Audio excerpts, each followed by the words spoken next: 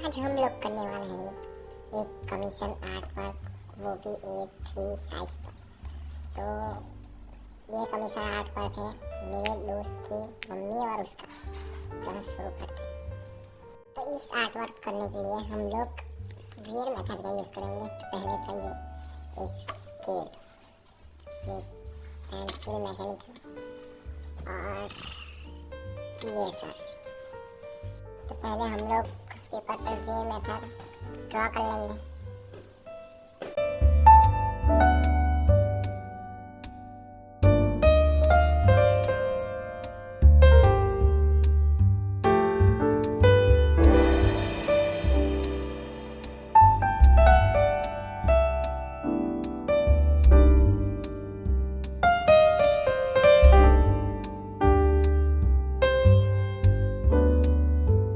Draw करते करते video shoot नहीं कर सकता क्योंकि मेरे पास एक ही फ़ोन है। तो थोड़ा सा ड्रॉ करूँगा और दिखाऊँगा, थोड़ा सा ड्रॉ करूँगा और दिखाऊँगा। ऐसे करके आप लोग को दिखा सकते हैं।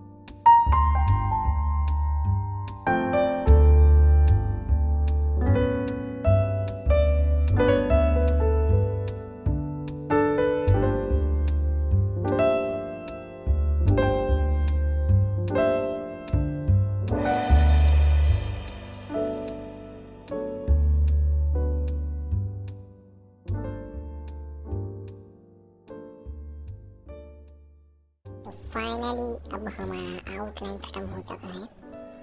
तो आप सब देख सकते हैं।